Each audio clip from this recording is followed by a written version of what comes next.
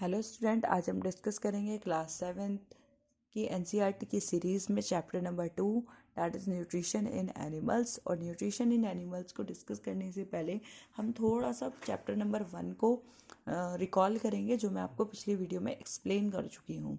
Okay, सो सबसे पहले मैं आपको इसमें ये बताना चाहूँगी कि न्यूट्रिशन इन एनिमल्स से पहले हमने पढ़ा था न्यूट्रिशन इन प्लांट्स।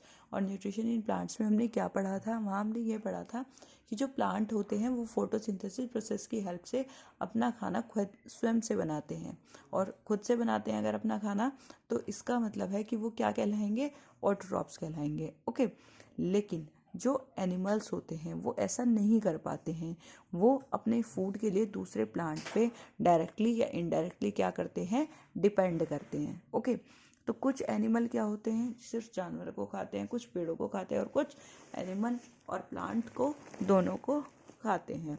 इसके बाद सारे ऑर्गेनिज्म को अगर हम इसमें इंक्लूड करें, ह्यूमन को भी अगर हम इंक्लूड कर लें न्यूट्रिशन इन एनिमल्स में, तो वो अपने ग्रोथ के लिए, मतलब अपने शरीर की को बढ़ाने के लिए, ठीक है, हाइट बढ़ गई, जैसे ग्रोथ हो गया, हाइट बढ़ गई, तो इन चीज़ों को बढ़ाने के लिए, और जितने भी अगर उसको चोट लग जाती है तो उन बॉडी पार्ट्स को रिपेयर करने के लिए, ओके, तो वो किस चीज़ की ज़रूरत पड़ती है? उसे फूड की ज़रूरत पड़ती है। और सिर्फ फूड की ही ज़रूरत नहीं पड़ती, फूड के अंदर जो न्यूट्रिएंट्स होते हैं उनकी ज़रूरत पड़ती है। मतलब एक अच्छे खाने के साथ अच्छे खाने की ज़रूरत पड़ती है, जिसमें वो सारे पोषक तत्वों जो उसकी बॉडी की रिक्वायरमेंट को फुलफिल करें।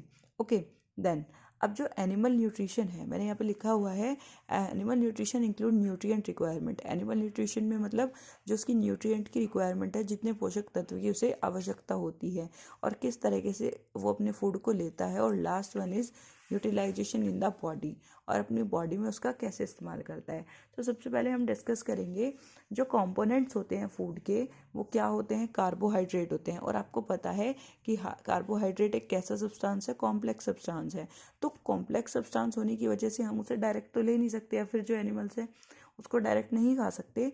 तो ऐसा करने के लिए, उसको लेने के लिए, इनटेक करने के लिए, उसको छोटे छोटे पार्ट्स में, देखो ये चेन है, ये कार्बोहाइड्रेट है, तो ये किस में कन्वर्ट कर लिए जाएंगे?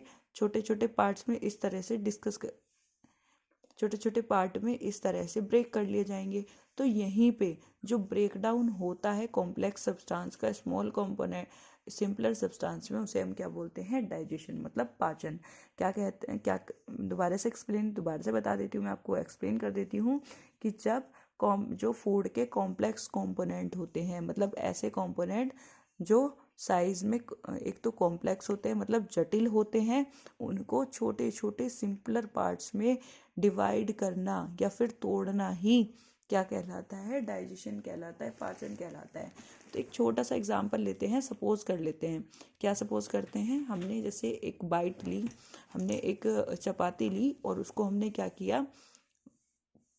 हमने एक उसमें से बाइट ली और उसको खाना स्टार्ट कर दिया। तो बाइट है जो हमारे पास, या जो टुकड़ा है, वो थोड़ा बड़ा है, लेकिन जैसे ही हम उसको अपने दांतों की मदद से चबाना शुरू करेंगे तो वो छोटे छोटे पार्ट्स में डिवाइड हो जाएगा, टूट जाएगा, ब्रेक हो जाएगा। तो इसी तरह से जो कॉम्प्लेक्स सब्सटेंस है वो सिंपलर सब्सटेंस में ब्रेक हो जाते हैं, और सिंपलर सब्सटेंस में ब्रेक होना ही फूड के कॉम्प्लेक्स सब्सटेंस का सिंपलर सब्सटेंस में ब्रेक होना ही डाइजेशन कहलाता है, पाचन कहलाता है। देन आगे हम डिस्कस करते हैं different mode of taking food. मैंने आप यहाँ पे लिखा भी हुआ है different mode of taking food की, अलग अलग तरीके से हम खाने को कैसे ले सकते हैं। ओके, सो यहाँ देखिए, अलग अलग ऑर्गेनिज्म खाने को अलग अलग तरीके से लेते हैं। जैसे जो बीज होती हैं, मतलब जो मक्खियाँ होती हैं या फिर हमिंग बर्ड होती हैं, वो फूलों से रस को सोखती हैं और उन फूलों से के रस को सोख कर उन्हें अपना खाना मिल जाता है। जबकि जो ह्यूमंस के, मतलब जो हमारे पास इंसान होते हैं, जो जानवर के बच्चे होते हैं, जब वो छोटे से बच्चे होते हैं, मतलब बिल्कुल इन्फेंट होते हैं, ठीक है, जब वो इन्फेंट होते हैं, तो जब क्या होता है, मतलब नवजात शिशु होते हैं, तब वो खाना तो खा नहीं पाते क्योंकि उनके दांत नहीं होते। तो वो अपने ग्रोथ के लिए अपनी मदर के दूध पर डिपेंड करते हैं। ओके, उन्हें माता के दूध की आवश्यकता होती है, ठीक है, मदर मिल्क की उनको आवश्यकता होती है, जिस कारण उनका ग्रोथ होता है। देन जो स्नेक्स होते हैं जैसे पाइथन हो गया, तो ये क्या करते हैं, ये अपने शिकार को पूरा का पूरा निगल जाते हैं। और कुछ एक्वेटिक एनिमल्स फूड पार्टिकल्स को, पानी के ऊपर जो तैर रहे होते हैं फूड पार्टिकल्स, उनको वाटर से फिल्टर करके उनको खा लेते हैं। आगे मैं आपको एक स्टार फिश के बारे में बताऊंगी। देखो स्टार फिश में क्या होता है, ये हम एनसीईआरटी में डिस्कस करेंगे। ये हमारे पास एक स्टार फिश है। तो स्टार फिश उन एनिमल से अपना फूड लेती है जो हार्ड शेल के बने होते हैं। आपने देखा होगा जिसमें से हम मोती निकालते हैं, जिसे हम सीप भी बोलते हैं। तो ऊपर की जो उसकी लेयर होती है, जो कवरिंग होती है, वो कैल्शियम कार्बोनेट की बनी होती है। और कैल्शियम कार्बोनेट का फॉर्मूला है CaCO3। ओके, तो जैसे ही वो शेल खुलती है तो उसके अंदर एक बहुत सॉफ्ट सा जानवर होता है। ठीक है, तो जैसे ही वो शेल खुलेगी तो जो स्टार फिश है वो अपने मुंह से, जो अपने मुंह के अंदर से अपने स्टमक को बाहर निकाल लेगी, अपने पेट को बाहर निकाल लेगी। और बाहर निकालने के बाद वो उस सॉफ्ट एनिमल को जो उस शेल के अंदर है उसको खा लेती है। और खाने के बाद क्या करती है, दोबारा से उसका स्टमक कहाँ चला जाता है, उसकी बॉडी में दोबारा चला जाता है। और वो जो खाना होता है वो धीरे धीरे डाइजेस्ट होना स्टार्ट करता है। मतलब जो स्टार फिश है वो एकदम से डाइजेस्ट नहीं करती, धीरे धीरे उस खाने को डाइजेस्ट करती है। ये आपका स्टार फिश का है। कुछ इसी तरह की होती है हमारी स्टार फिश। आगे हम बात करते हैं डाइजेशन इन ह्यूमंस। तो देखो अब हमने एनिमल्स में पढ़ लिया, अब हम क्या पढ़ेंगे, ह्यूमंस में पढ़ेंगे कि ह्यूमंस में डाइजेशन कैसे होता है। तो आप सभी को पता है कि अगर खाना हमारे शरीर के अंदर जाता है तो वो मुंह से जाता है, माउथ से जाता है। और माउथ से जाने के बाद फिर वो डाइजेस्ट होता है, मतलब उसका पाचन होगा। And then we utilise it, और फिर हम उसको यूटिलाइज करेंगे, उसका उपयोग करेंगे। ओके, लेकिन कुछ खाना ऐसा होता है, हमारे फूड के बहुत सारे ऐसे पार्ट होते हैं जिनका यूज़ नहीं हो पाता, वो हमारे शरीर से बाहर आ जाते हैं। ओके, देन जो फूड एक कॉन्टिन्यूस, देखो जो फूड है वो कहाँ से स्टार्ट करता है अपनी जर्नी, यहाँ से। जो ये पोर्शन है यहाँ से आप उसको खाने को खाएंगे और ये अपनी जर्नी क्या करेगा, यहाँ से स्टार्ट करेगा। ओके, बकल कैविटी से, जो बकल कैविटी है ये हमारा पोर्शन, बकल कैविटी मतलब माउथ के यहाँ पे जो ये पोर्शन होता है इसको बकल कैविटी बोलते हैं। ये यहाँ से शुरू होता है और ख़त्म होता है लास्ट में एनस पर। ओके, यहाँ पे जो कैनाल है वो बहुत सारे कंपार्टमेंट में, मतलब जैसे कमरे होते हैं इसी तरह अलग अलग पार्ट्स में यहाँ ये डिवाइड है। तो सबसे पहले हम डिस्कस करेंगे बकल कैविटी को, then second one is food pipe, then third one is oesophagus, then fourth one is stomach, then fifth one is small intestine, sixth is large intestine and anus। तो मैं आपको ये सारे part इस diagram में NCERT की book में आपको शो करूँगी, देन इनको हम बारी बारी डिस्कस करेंगे। ओके, यहाँ पे आप देखिए, तो सबसे पहले हमने क्या बोला कि हम बकल कैविटी को करेंगे। बकल कैविटी कहाँ होती है, ये आपके माउथ के यहाँ पर होती है। ये जो पोर्शन है ये बकल कैविटी कहलाता है। ओके, देन ओसियोफेगस, ये जो पाइप आपको दिखाई दे रहा है ये कहलाएगा ओसियोफेगस, और इसको हम फूड पाइप भी बोलते हैं, भोजन नली भी इसको बोल देते हैं। Then next is stomach. Stomach का मतलब सभी को पता है, वो होता है पेट। स्मॉल इंटेस्टाइन हमें यहाँ पे दिखाई गई है, ये रही स्मॉल इंटेस्टाइन, इसको बोलते हैं छोटी आंत। देन लार्ज इंटेस्टाइन, तो लार्ज इंटेस्टाइन हमें ये जो बड़ी सी आपको ट्यूब की तरह की दिखाई दे रही है इसको हम बोलते हैं लार्ज इंटेस्टाइन। इसके बाद जो लार्ज इंटेस्टाइन है वो ख़त्म होती है किस पर, रेक्टम पर। यहाँ पे आपको ये जो पोर्शन है, यहाँ पे ये जो लाइनिंग आपको ये दिखाई गई है इसे बोलते हैं रेक्टम। तो लार्ज इंटेस्टाइन यहाँ से शुरुआत होती है, यहाँ पर आकर रेक्टम पर ख़त्म हो जाती है। और जो सबसे नीचे वाला पार्ट होता है उसको हम बोलते हैं एनस।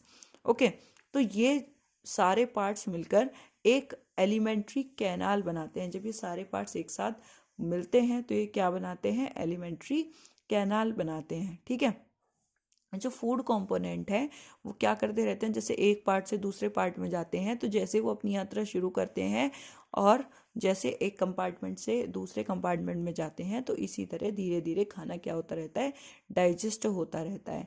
अब ये देखो, जो हमारे स्टमक के अंदर की जो वॉल होगी, स्टमक का है यहाँ है, इसके अंदर जो आपको ये वॉल दिखाई दे रही है और जो स्मॉल इंटेस्टाइन है, इनसे बहुत सारे ग्लैंड्स जुड़े होते हैं। कौन से ग्लैंड्स होते हैं, ग्लैंड्स का मतलब जो बहुत सारे ग्लैंड्स जुड़े होते हैं उनमें से एक ग्लैंड का नाम है सैलिवरी ग्लैंड्स। देखो ये रहा, ये पूरा पोर्शन ओसियोफेगस से जुड़ा हुआ है। यहाँ पर बकल कैविटी और कहाँ पे आ रहा है, लास्ट में स्टमक में आ रहा है। ठीक है, इसके बाद और इसमें एक फिर हमारा आता है पैनक्रियाज। पैनक्रियाज हमारे यहाँ होते हैं। पैनक्रियाज का काम क्या होता है, वो एक डाइजेस्टिव जूस को सिक्रीट करते हैं। डाइजेस्टिव जूस कौन सा होता है, HCl। तो HCl क्या करता है, खाने को गलाने का काम करता है, क्योंकि आपको पता है ये एक एसिड होता है। ओके, तो ये डाइजेस्टिव जो जूस हैं ये कॉम्प्लेक्स सब्सटेंस को छोटे छोटे टुकड़ों में कन्वर्ट कर देंगे। तो जो डाइजेस्टिव ट्रैक्ट है, मतलब जो डाइजेस्टिव पूरा सिस्टम है जो अपने अंदर ग्लैंड्स को भी जोड़ेगा, उसको हम बोलेंगे डाइजेस्टिव सिस्टम। ओके, सो हम यहाँ पे थोड़ा सा डिस्कस हम कर चुके हैं। आगे हम नेक्स्ट वीडियो में बाकी की चीज़ें यहाँ पर डिस्कस करेंगे, लेकिन थोड़ा सा मैं आपको फिर भी बता देती हूँ इसके बारे में कि माउथ और बकल कैविटी में क्या होता है, कैसे आप इसको खाना लेते हैं। एक दो पार्ट हम अभी डिस्कस कर सकते हैं इसके। तो सबसे पहले हम माउथ और बकल कैविटी की बात करते हैं। ओके, तो जो फूड होता है वो हमारे शरीर में माउथ के थ्रू जाता है। ठीक है, क्या बोला मैंने कि जो फूड होता है वो हमारे शरीर में माउथ की तरह जाता है। तो ये जो प्रोसेस होती है, ये प्रक्रिया जिससे हम अपने खाने को अंदर लेते हैं अपने शरीर में, उसको बोलते हैं इंजेशन। क्या बोलते हैं, इंजेशन। तो फिर इंजेशन होने के बाद क्या करते हैं, हम अपने खाने को चबाते हैं। किसकी हेल्प से, टीथ की हेल्प से, मतलब जो हमारे दांत होते हैं उसकी हेल्प से हम खाने को चबाते हैं। सपोज दैट आपने यहाँ से लिया ये खाना, आपने बकल कैविटी यहाँ से लिया, और लेने के बाद फिर यहाँ पे जो आपके टीथ होंगे मुंह के अंदर, उनसे आप क्या करेंगे, उसको चबाएंगे और छोटे छोटे टुकड़ों में कन्वर्ट कर लेंगे। जैसे मैंने आपको चपाती का एग्जांपल दिया कि आप एक टुकड़ा लेंगे और खाएंगे उसको, तो जो टुकड़ा होगा वो बहुत बड़ा होता है, लेकिन जैसे ही आप उसको दांतों से चबाएंगे वो तो छोटे छोटे सिंपलर सब्सटेंस में कन्वर्ट हो जाएगा, स्मॉल पीस में वो कन्वर्ट हो जाएगा। ठीक है, अब जितने भी हमारे टीथ होते हैं, ये तो मैंने आपको बता दिया। क्या बताया, एक बार देख लो दोबारा से। जो फूड है वो हमारी बॉडी में बकल कैविटी या माउथ के थ्रू जाता है, और फूड को अपने अंदर लेने की जो प्रोसेस होती है, जो प्रक्रिया होती है, उसको इंजेशन बोलते हैं। सबसे पहले हम खाने को चबाते हैं, तो किसकी हेल्प से, टीथ की हेल्प से, और फिर उसको छोटे छोटे पीसेस में कन्वर्ट कर देते हैं। ओके, क्योंकि आप सभी को पता है कि जो हमारे टीथ हैं वो अलग अलग, उनकी जो जड़ें हैं वो अलग अलग जगह से जुड़े हुए हैं। मसूड़ों से जो हमारे गम्स होते हैं उनमें अलग अलग जगह होते हैं। ऐसा तो नहीं है कि सारे दांत एक जगह होते हैं, सब सारे दांत अलग अलग होते हैं। तो और उनकी जो दिखावट होती है, मतलब देखने में भी वो सारे क्या होते हैं, अलग होते हैं, और वो अलग अलग काम करते हैं। कुछ चबाने का काम करते हैं, कुछ खाने को फाड़ने का काम करते हैं। तो इसी बेस पर उन्हें अलग अलग नाम दिए गए हैं, और बाकी हम आगे नेक्स्ट वीडियो में डिस्कस करेंगे कि किस तरह के दांतों को क्या नाम दिया गया है। कुछ कैनाइंस होते हैं, कुछ मोलर्स होते हैं, कुछ प्रीमोलर्स होते हैं, कुछ च्यूइंग का काम करते हैं, मतलब चबाने का काम करते हैं, कुछ ग्रिंड करने का काम करते हैं, इसी तरह से। और इन नेक्स्ट पार्ट में हम डिस्कस करेंगे बाकी के पार्ट्स को। सो आज के लिए इतना ही। अगर आपको वीडियो अच्छी लगी हो तो please like, share and subscribe my channel. Thank you.